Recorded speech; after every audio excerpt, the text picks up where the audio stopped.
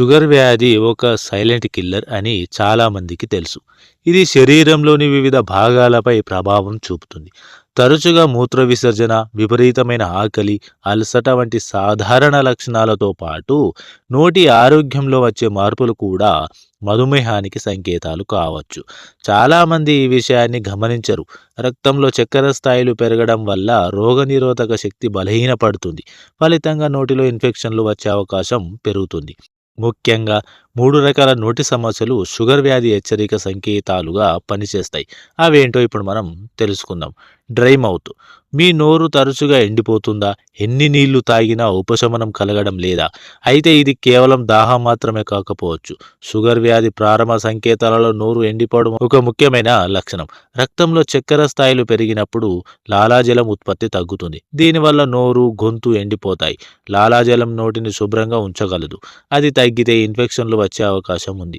నాలుక పొడిబారడం, పెదవులు పగలడం, నోరు జిగటగా అనిపించడం, మింగడానికి, మాట్లాడడానికి ఇబ్బంది, నోట్లో పుండ్లు, ఇవన్నీ నోరు ఎండిపోవడం వల్ల కలిగే సమస్యలే. ఈ లక్షణాలు కనిపిస్తే వెంటనే షుగర్ పరీక్ష చేయించుకోవడం మంచిది. ఇక చిగుళ్ళ వ్యాధి. చిగుళ్ళ సమస్యలు కూడా షుగర్ వ్యాధికి సూచన కావచ్చు. మధుమేహం రక్తంలో చక్కెర స్థాయిలను పెంచుతుంది, రక్త ప్రవాహాన్ని తగ్గిస్తుంది. దీనివల్ల చిగుళ్లకు పోషకాలు సరిగ్గా అందవు. ఫలితంగా చిగుళ్ళు బ్యాక్టీరియా ఇన్ఫెక్షన్లకు గురవుతున్నాయి. చిగుళ్ళు ఎర్రబడటం, ఉబ్బడం, బ్రష్ చేసినప్పుడు రక్తం, పళ్ళు కదలడం, నోటి దుర్వాసన, నమలడానికి ఇబ్బంది, ఇవన్నీ చిగుళ్ళ వ్యాధి లక్షణాలు. ఈ సమస్యలు నోటి ఆరోగ్యాన్ని మాత్రమే కాకుండా రక్తంలో చక్కెర నియంత్రణను కూడా దెబ్బతీస్తాయి. అందుకే చిగుళ్ళ సమస్యలను నిర్లక్ష్యం చేయకుండా వెంటనే దంత వైద్యుడిని సంప్రదించడం మంచిది. ఇక దంతక్షయ, దంతాలు ఊడిపోవడం. చిగుళ్ళ వ్యాధిని నిర్లక్ష్యం చేస్తే దంతాలు ఊడిపోవచ్చు. పళ్ళపై పేరుకుపోయిన గార అంటే ప్లేక్, తక్కువ లాలాజలం ప్రవాహం దంతాలను బలహీనపరుస్తాయి. క్షయ ఏర్పడతాయి.